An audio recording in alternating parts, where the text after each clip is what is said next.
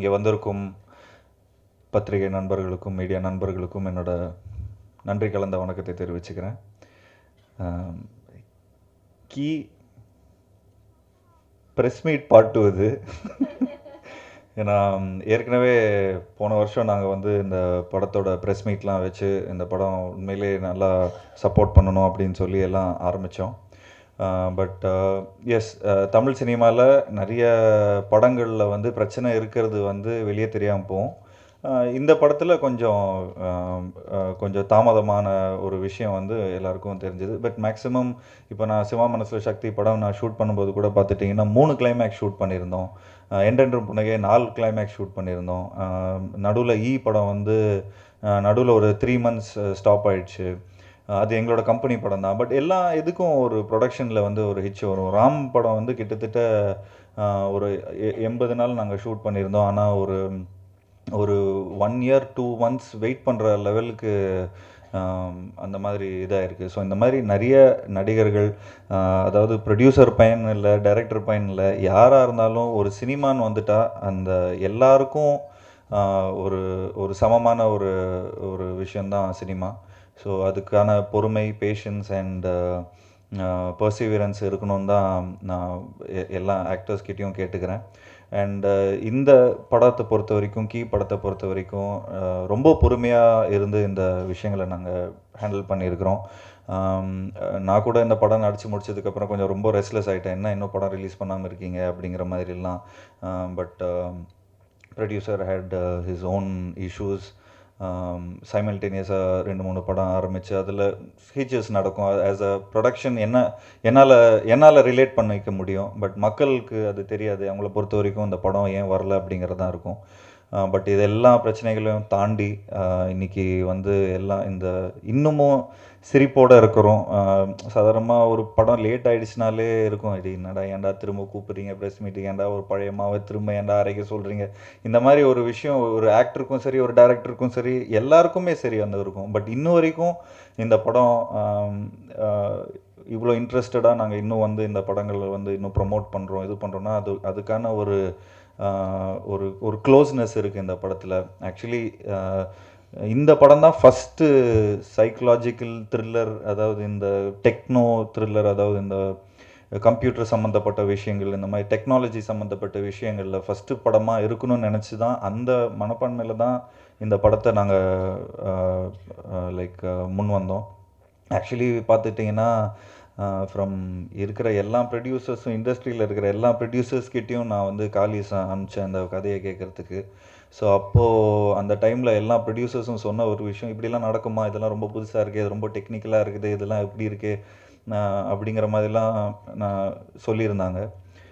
But அதுக்கப்புறம் director Kallis வந்து GB சொன்ன மாதிரி ஒரு மாக் ட்ரெய்லர் வச்சு, அது கார்ட்டூன்ஸை வச்சு, மற்ற ஸ்டாக் ஷாட்ஸை வச்சு இந்த படம் எப்படி இருக்க போகுது அப்படிங்கிறத வந்து ஒரு மாக் ஷாட் மாதிரி, இப்போ இருக்கிற டெக்னாலஜி அவரே எடிட் பண்ணி, அவரே வாய்ஸ் நோட் பண்ணி, அவரே அந்த டெக்னாலஜியை ரொம்ப பியூட்டிஃபுல்லாக யூஸ் பண்ணி எங்ககிட்ட அதை ப்ரெசென்ட் பண்ணாங்க. என்கிட்ட நான் ப்ரெசென்ட் பண்ணோன்னே, நான் மைக்கேல் ராய்பன் சார்கிட்ட நான் காட்டினோன்னே அவருக்கு ஏற்கனவே ஒரு படம் பண்ணுறத மாதிரி எனக்கு ஒரு டீல் இருந்தது. ஒரு 7 years முன்னாடி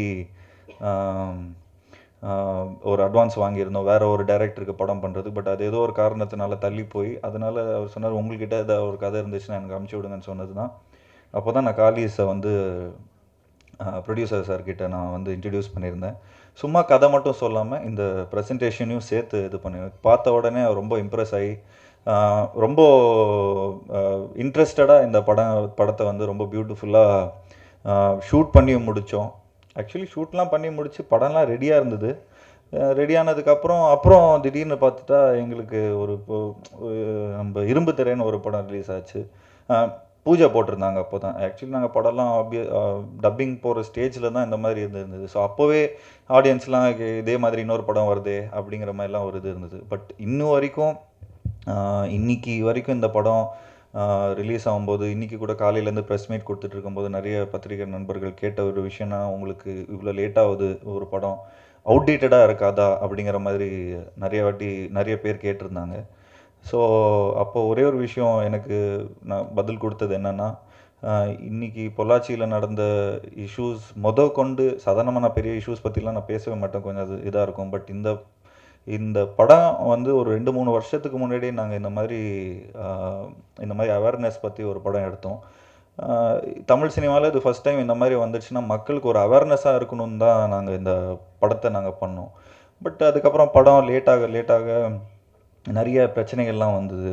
இந்த ப்ளூ வேல் கேம் வந்தது, அப்புறம் இந்த லீக்ஸ் வந்தது, அப்புறம் நிறைய அதுக்கப்புறம் தான் நிறைய டிஸ்ட்ரிபியூட்டர்ஸ், ப்ரொடியூசர்ஸ் எல்லோரும் ரிலேட் பண்ண ஆரம்பித்தாங்க இந்த படத்துக்கு. சரி, ஓகே, ஐ திங்க் அவங்க ஏதோ சொல்ல வராங்க, இது ரொம்ப ரிலேட்டபிலிட்டியாக இருக்குது. அண்ட் இந்த படம் வந்து ஒரு சைக்கலாஜிக்கல் ஃபிலிம் மட்டும் இல்லாமல், ஒரு த்ரில்லர் மட்டும் இல்லாமல், ஒரு கம்ப்யூட்டர் சம்மந்தப்பட்ட படம் இல்லாமல், ஒரு மென்டல் ஹெல்த், உங்களோட இப்போ உடம்பு சரியில்லாமல் போகுது, கை கால் வலிக்குது, மூச்சு பிடிச்சிக்கிச்சு, அது இருக்குது, உடம்பு சரியில்லாமல் போகுது, ஃபீவர் இருக்குது, அந்த மாதிரி அது உடம்புல காட்டும். ஆனால் பிரெயின் கோஸ் த்ரூ ஒரு மென்டல் ஹெல்த். அந்த மென்டல் ஹெல்த் வந்து எந்த லெவலுக்கு வந்து பாதிக்கப்படும் because of your smart phones, because of your இது. ஸோ அந்த மாதிரியான ஒரு அவேர்னஸ்குள்ளே இருக்கிற ஒரு படமாக தான் இருந்தது. அண்டு அதில் என்டர்டெயின்மெண்ட், அதில் சாங்ஸ், அதில் நிறைய விஷயங்கள்லாம் போட்டு மக்களுக்கு வந்து ஒரு இலை சாப்பாடு மாதிரி அழகாக ப்ரெசென்ட் பண்ணி இந்த படத்தை கரெக்டாக ப்ரெசென்ட் பண்ணியிருக்கிறோம். ஸோ இன்றைக்கி இந்த காலகட்டத்தில் இந்த படம் ரிலீஸ் பண்ணாலும் எல்லா விதத்துலேயும் மக்கள் ரிலேட் பண்ணுவாங்க. அண்ட் இது ஒரு முக்கியமான ஒரு படமாக இருக்கும், அண்ட் ஒரு மெசேஜ் சொல்கிற ஒரு படமாக இருக்கும். சாதாரணமாக கலாய்ப்பாங்க, சார் என்ன சார் நீங்கள் இந்த படத்தில் என்ன மெசேஜ் சொல்லியிருக்கீங்க சார், நாங்கள் சொல்லியிருக்கேன் அது செல்ஃபோன்லேயே அனுப்பிச்சிருக்கலாமே சார் அப்படின்னு சொல்லி கலாய்ப்பாங்க. பட் இந்த படம் செல்ஃபோன் சம்மந்தப்பட்ட விஷயங்கிறதுனால அது நீங்கள் உண்மையிலேயே தெரிஞ்சுக்கலாம். Because how your data is being hacked, and உங்களோட மனநிலையை எப்படி அது புரிஞ்சுக்கிறாங்க, அண்ட் உங்களுக்கே தெரியாத ஒரு பேரலல் வேர்ல்டு ஒன்று இருக்குது, அந்த பேரலல் வேர்ல்டில் என்ன நடக்குது, அதை வந்து ரொம்ப அழகாக ஹேண்டில் பண்ணியிருக்காரு காலிஸ். அண்ட் இந்த படத்தில் எல்லாருமே ரொம்ப பியூட்டிஃபுல்லாக நடிச்சிருக்காங்க. அண்ட் ஃபஸ்ட் தேங்க்ஸ் டு ஷராஃபின். அண்ட் இந்த கதையெல்லாம் கேட்கும்போது அவர்லாம் அப்பா கிட்ட சொல்லி கொஞ்சம் நல்லா என்கரேஜ் பண்ணார். And thanks for being all the way. And காலிஸ்க்கு நான் அப்புறம் வரேன். காலிஸ், நிக்கி இந்த படத்தில் வந்து ஃபஸ்ட்டு பண்ணுறேன்னு சொன்ன உடனே ஆக்சுவலி நிக்கி வந்து நடிக்கிறாங்க அப்படின்னு சொல்லிட்டு ஃபுல்லாக ஷூட்டிங்லாம் போயிட்டோம். அதுக்கப்புறம் அவங்களுக்காக ரொம்ப நாள் வெயிட் பண்ணிகிட்டு இருந்தோம். ஏன்னா அவ்வளோ பிஸியாக இருந்தாங்க. ஸோ இந்த இன்ஸ்பிரேஷன் நான் ஏன் அவங்கள வந்து நான் சொன்னேன்னா, அதாவது மீட்டரை எப்படி போடுறதுங்கிறது, பேக் டு பேக் படங்கள் நடிச்சுக்கிட்டே இருக்கணும், அவங்களே மேனேஜ் பண்ணிக்கிறாங்க. அதாவது அவங்கக்கிட்ட என்ன தான் மேனேஜர் இருந்தாலும் அவங்களும் அந்த மேனேஜிங் வேலை பார்த்துக்கிட்டு, ஸோ படம் டைம் டு டைம் கரெக்டாக வைரல் ஆகிற மாதிரி ஒரு படமும் வந்துக்கிட்டே இருக்குது. ஸோ அதை பார்த்துட்டு நம்ம என்னடா வருஷத்துக்கு ஒரு படம் தான் நடிச்சிட்டு இருக்கிறோம், நிக்கியை பாரு எவ்வளோ படம் நடிச்சிட்டு இருக்கிறாங்க, நம்ம அவங்கள இன்ஸ்பிரேஷனாக எடுத்துகிட்டு அதனால தான் இந்த ஒரு 4-5 படம் பண்ணிவிட்டு இந்த வருஷத்தில். ஸோ போன வருஷம் ஃபுல்லாக வேலை செஞ்சுட்டு இருந்தோம். Thanks Nikki for that. நிச்சயமாக பல ஹெட்லைன்ஸில் வரும் இது. And Abhi, actually there was another cinematographer first shoot பண்ணியிருந்தோம். பட் அதே மாதிரி இந்த கொஞ்சம் படங்கள் லேட் ஆகிறதுனால, கொஞ்சம் ஏதோ நிறைய ப்ராப்ளம்ஸ்னால, நிக்கியோட டேட்ஸ்னால, ஸோ இந்த மாதிரி நிறைய விஷயங்கள் கொஞ்சம் அமையாமல் போகிறதுனால கொஞ்சம் அவரும் வேறு படத்துக்கு போகிற மாதிரி ஒரு இது இருந்தது. ஸோ அவர் வேறு படத்துக்கு ரிலீவ் பண்ணி கிட்டத்தட்ட ஒரு 80% ஆஃப் த ஃபிலிம் வந்து எனக்கு அபிநந்தன் வந்து இந்த படத்தை வந்து ஷூட் பண்ணி கொடுத்துருந்தாரு. நான் அவர் கூட கவலை வேண்டாம் நிறைய படங்கள் ஒர்க் பண்ணியிருக்கிறேன். அண்ட் ஐ மீன் கவலை வேண்டாம் வந்து it was is first film in Tamil. But அதுக்கு முன்னாடி ரவுத்ரம் சரி, சரி, நிறைய படங்களில் ஒரு அசிஸ்டண்ட்டாக ஒர்க் பண்ணியிருக்காரு. ஸோ இருந்த ஒரு சினிமாக்கான ஒரு நல்ல ஒரு ஆர்வம் உள்ள ஒரு இளைஞன். ஸோ இவங்க ரெண்டு பேரும் யூத்தான இது, அபியும் சரி காலிஸும் சரி, இவங்க 2 பேரும் நம்ம மீட் பண்ண வச்சு காலிஸோட ஐடியாவை வந்து லைக் வித் அபீஸ் ஐடியாஸோட மேரேஜ் பண்ணால் என்னவா வரும் அப்படின்னு தான் நான் நினச்சேன். ஸோ இட் வாஸ் என்னை பொறுத்த வரைக்கும் இட் வாஸ் அ குட் கேம்பிள்னு நான் சொல்லலாம். நான் என்ன நினச்சேனோ அதை விட 200% பெட்டராக வந்திருக்கு ஃபிலிம்.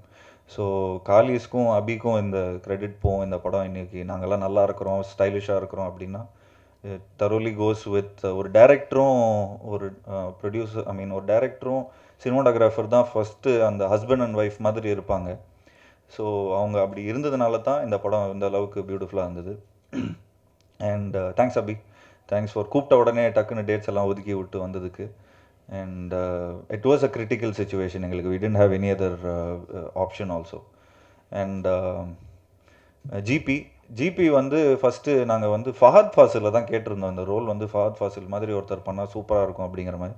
அப்போ காளி சார் சொன்னார், சார் ஒருத்தர் வந்து சிவகார்த்திகேயன் ஸ்பேஸில் பயங்கரமாக கலக்கின்னு இருக்கார் சார், இதில் நம்ம மலையாளத்தில் ஃபுல்லாக கேர்ள்ஸ் ஃபேனு அது இதெல்லாம் ஃபுல்லாக அவரோட ஃபேஸ்புக் போஸ்ட்டில் பார்த்தாலே ஒரே கேர்ள்ஸ் காலேஜ் தான் போவார், பாய்ஸ் காலேஜ் கூட போக மாட்டார்.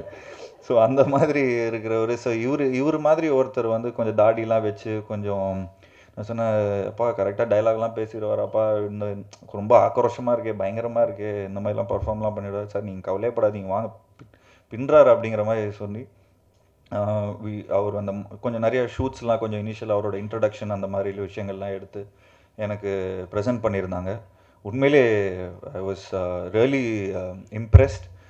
ஏன்னா ஒரு ப்ரோட்டகனிஸ்ட் வந்து வீக் ஆகணும்னா அது ஆன்டகனிஸ்ட் வந்து ஸ்ட்ராங்காக இருக்கணும். ஸோ அந்த antagonist is been very strong in our film. So அந்த ஆன்டகனிஸ்ட் ஸ்ட்ராங்காக இருக்கிறதுனால தான் இந்த ஃபிலிம் ஒர்க் ஆகுது எங்களுக்கு. ஹீரோ ஆஸ் யூஷுவல் எப்பயும் லவ் பண்ணின்னு சுற்றின்னு சாக்லேட் சாப்பிட்டுன்னு கடலையை போட்டுக்கிட்டு இந்த மாதிரி தான் இருப்பார். ஸோ இந்த படத்தில் ஒரு வைரஸ்லாம் அவர் க்ரியேட் பண்ணுறாரு, பாஷா வைரஸ்ன்னு சொல்லி.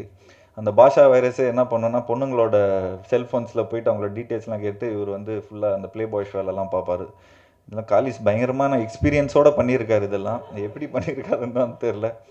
ஸோ இந்த மாதிரி விஷயங்கள்லாம் படத்தில் வரும்போது அந்த கிளைமேக்ஸில் டுவர்ட்ஸில் ஒரு டைலாக் பேசும்போது அப்புறம் அந்த பாஷா வைரஸ் அப்படி இதெல்லாம் ரொம்ப பியூட்டிஃபுல்லாக எலிவேட் ஆகிருக்கு படத்துக்கு. Thanks GB, thanks a lot. And last but not least Vishal பற்றியும் பேசணும். விஷால் பியூட்டிஃபுல்லாக பண்ணியிருக்காரு, செம்மையாக அந்த எலிவேஷன்லாம் சூப்பராக கொடுத்துருக்காரு. As a music director, as an actor எனக்கும் ரொம்ப இதாக கொடுத்துருக்காரு. அனிகா சோட்டியும் நடிச்சிருக்காங்க இந்த படத்தில். அவங்களும் ஒரு முக்கியமான ஒரு கதாபாத்திரம் பண்ணுறாங்க. கிளாமர் ரோலும் சரி, அதே மாதிரி ஒரு ப்ரெஸ் ரிப்போர்ட்டராக பண்ணுறாங்க. கதைக்கு ரொம்ப ஒரு முக்கியமான ஒரு கேரக்டராக பண்ணியிருக்காங்க. And last but not least காலிஸும் நானும் ஒரு 5 வருஷமாக இந்த படத்தை பற்றி பேசிகிட்டு இருக்கிறோம். எல்லா ப்ரொடியூசர்ஸும் கேட்ட ஒரு கதை இது. எல்லா ப்ரொடியூசர்ஸ்கிட்டையும் எப்படி ஃபஸ்ட் டைம் கதை சொல்கிற மாதிரியே போய் காலிஸ் சொல்லியிருக்காரு. And most positive person. And இன்னைக்கு எல்லாருக்கும் எல்லாரை விட எங்களுக்கெல்லாம் இந்த படம் ரிலீஸ் ஆகிறத விட காலிஸ்க்கு இந்த படம் ரிலீஸ் ஆகணும். ஏன்னா இஸ் அ நியூ கை, ஒரு டெபியூ டைரக்டருக்கு நம்ம எல்லாம் சேர்த்து we should support him. And இந்த மாதிரி யங் டேலண்ட்ஸ் உள்ளே வரும்போது தான் நியூ தாட்ஸும் உள்ளே வரும். நியூ தாட்ஸ் உள்ளே வரும்போது இன்னும் பெட்டர் பிஸ்னஸ் வரும். பெட்டர் பிஸ்னஸ் வரதுனால பெட்டர் ரெவென்யூ வரும். பெட்டர் ரெவென்யூ வரதுனால இன்னும் பெட்டர் ஃபிலிம்ஸ் பண்ணக்கூடிய இது வரும். பெட்டர் ஃபிலிம்ஸ் பண்ணும்போது இன்னும் நிறைய ஜாப் ஆப்பர்ச்சுனிட்டிஸ் வரும். நிறைய டேலண்ட்ஸ், எங்களை மாதிரி டேலண்ட்ஸும் வெளியே வரும். So it's a loop of work. அந்த லூப் ஆஃப் ஒர்க்கை வந்து ஃபஸ்ட்டு புள்ளியார் சொல்லி போடுற like technician is the director, is the captain of the ship. நிறைய காம்ப்ளிகேட்டடான சீன்ஸ் எல்லாத்தையும் ரொம்ப பியூட்டிஃபுல்லாக அவரோட வயசுக்கு ஏற்ற மாதிரி ஹேண்டில் பண்ணி. அண்ட் இன்னைக்கு இப்போ ஈவன் ஆடியோ லான்ச்சில் கூட அவங்க அம்மாலாம் ரொம்ப வருத்தப்பட்டாங்க, பையன் தூங்குறதே இல்லை, இந்த மாதிரி இது பண்ணுறதே இல்லை. அது நல்லா தெரியும், ஒரு அம்மாவோட வலி நிச்சயமாக நமக்கு தெரியும். ஏன்னா நம்ம ஷூட்டிங் போயிட்டு வருவோம், வந்தோடனே பையன் தூங்காமல் வேலை பார்த்துட்டு இருக்கிறான், இது பண்ணிகிட்டு இருக்கிறான், 5 வருஷமாக ஒரே ரூமில் இருக்கிறான், வெளியவே வரல, ஒன்லி இந்த படத்தை பற்றி தான் யோசிச்சுட்டு இருக்கிறான் அப்படின்னு சொல்லும்போது நமக்கே கொஞ்சம் ஒரு மாதிரி இது இருக்குது. ஏன்னா ஆஸ் அன் ஆக்டர் நான் வந்து ஓகே, நான் ஒரு 6 மாதம் ட்ராவல் பண்ண முடியும், 8 மாதம் ட்ராவல் பண்ண முடியும், ஒரு வருஷம் ட்ராவல் பண்ண முடியும். பட் அதுக்கு மேலே ஆஸ் அன் ஆக்டர் எனக்கும் வயசாகுது. ஈவன் என்னோட prime age it goes off. So அந்த ப்ரைம் ஏஜை வந்து நான் அதை யூட்டிலைஸ் பண்ணோம். அண்ட் அதே மாதிரி ஆஸ் அ டைரக்டர் அவரோட ப்ரைம் ஏஜில் இந்த படங்கள் கொடுத்தா தான் அது பெட்டர் குவாலிட்டியில் வரும். ஸோ ரொம்ப பொறுமையாக இருந்து ஹெட் ஸ்ட்ராங்காக இருந்து இந்த படத்தை ரொம்ப பியூட்டிஃபுல்லாக ஒரு எங்களை எல்லாரையும் மீறி இந்த படத்தில் நான் தான் ப்ரொடியூசருக்கு அப்புறம் நான் தான் எல்டஸ்ட்டுன்னு நினைக்கிறேன். அதில் இருக்கிறதுல யங்கஸ்ட் எனக்கு தெரிஞ்சு காலிஸ் தான். அந்த அந்த ஒரு பெரியவராக இருந்து ஒரு மெச்சூர்டான ஒரு டைரக்டர், ஒரு மெச்சூர்ட் டைரக்டர் எப்படி ஹேண்டில் பண்ணுவாங்களோ அந்த மாதிரி எனி டைம் நானே கொஞ்சம் நெகட்டிவாக பேசினா கூட அவரும் இல்லை சார் பரவாயில்ல சார் அது பாசிட்டிவாக பண்ணிக்கலாம் சார், எல்லாத்தையும் பாசிட்டிவாக பார்த்து ஒரு இன்ஸ்பைரிங், ட்ரூலி இன்ஸ்பைரிங்காக இருந்த ஒரு நபர் தான் காலிஸ். ஸோ ஐம் ஷுர் இந்த படம் உண்மையிலே ஒரு எல்லாரும் சேர்ந்து உண்மையாக உழைச்சிருக்கிறோம். ஸோ நிச்சயமாக கொஞ்சம் பெரிய ஒரு வாட்டர் ஃபால்க்கு மதியில் ஒரு சின்ன ஒரு அடப்பு இருக்கும், அது எடுத்து விட்டால் இந்த ஏப்ரல் 12க்கு மேலே அந்த அடப்பு போயிடும். ஸோ நிச்சயமாக ஒரு ஒரு அருவி மாதிரி கொட்டும் அண்ட் உங்களுக்கு ஒர்க்கும் அந்த லெவலுக்கும் வரும். And please look out for Kallis, is a very talented person, talented director, not only for his patience, also for his sensibility towards cinema. And இந்த மாதிரி பேஷனட்டாக இருக்கிறவங்கள நம்ம நிச்சயமாக சப்போர்ட் பண்ணோம். So thank you so much. And நான் யாரையும் விட்டேன்னா வேறு எதுவும் இல்லை, எல்லாரையும் பற்றி ஆர்ஜே பாலாஜி பற்றி சொல்லணும். ஆர்ஜே பாலாஜி இந்த கதையை கேட்ட உடனே அவர் ஒரு 4 கேரக்டர்கிட்ட பேசுகிறாரு. அதாவது அவர் ரோல் தவிர்த்து அது இல்லாமல் நான் இந்த ஹீரோயின் கிட்ட பேசிட்டா, அந்த ஹீரோயின் கிட்ட பேசிட்டா, நான் வந்து இந்த மலையாளம் ரோலை வந்து நான் தெலுங்குலேருந்து ஒருத்தர்கிட்ட நான் பேசுகிறேன். ஸோ அவர் ஒரு இன்வால்மெண்ட்டோட நிறைய விஷயங்கள் பண்ணியிருந்தார். பட் அதுக்கப்புறம் கவலை வேண்டாம்க்கப்புறம் அந்த படம் பண்ணோம். ஒரு எந்தோட பியூட்டிஃபுல்லாக பண்ணி, ஆனால் அது இதுலேயும் 2-3 கெட்டப்பில் வருவார் வேறு வேறு படங்கள்லாம் போயிட்டு. பட் அதையும் மேனேஜ் பண்ணி கரெக்டாக டேட்ஸ்லாம் அமைச்சு ஒரு என்டர்டெய்னிங்கான ஒரு பர்சனாக இருந்து இந்த கதையில் எங்கெங்கே நம்ம கொஸ்டின் இருக்கோ அது அவர் தான் கேள்வி நிறைய கேட்குறாரு. ஸோ அந்த மாதிரி ஒரு கேள்வி கேட்குற ஒரு ஆளாக நம்ம கொடுத்துருக்கோம். இந்த படத்தில் என்டர்டெய்னிங்கான ஒரு காமெடியனாக மட்டும் இல்லாமல் ஒரு நல்ல ஒரு ட்ரூ ஃப்ரெண்டாக எப்படி ஒரு படத்தில் இருப்பாங்களோ உண்மையிலே ஒருத்தங்களுக்கு அந்த மாதிரி இருந்திருக்காங்க. ராஜேந்திர பிரசாத் சார், அவர் 30 இயர்ஸ்க்கு அப்புறம் தமிழ் சினிமாவில் நடிக்கிறாரு. அப்பாவாக நடிச்சிருக்காரு, பிச்சு இது பண்ணியிருக்காரு. அதாவது ஒரு ஒரு ஒரு கேரக்டர் ரோல் வந்து மிஞ்சி போனால் ஒரு இந்த லெவலுக்கு பண்ண முடியும். ஓகே, ஒரு அப்பா என்னப்பா தம்பி அப்படிங்கிற மாதிரி இருக்கும். பட் இதில் காமெடியாக பிச்சு சூப்பராக பண்ணியிருக்காரு. அண்ட் அவருக்கு ஒரு எமோஷன் வரும்போது அந்த படத்தில் ரொம்ப பியூட்டிஃபுல்லாக ஹெல்ப் ஆகுது. சுஹாசினி மேடம் சொல்லவே வேணாம், அவங்களும் ரொம்ப பியூட்டிஃபுல்லாக பண்ணியிருக்காங்க. ஸோ இந்த படத்தோட எடிட்டர்,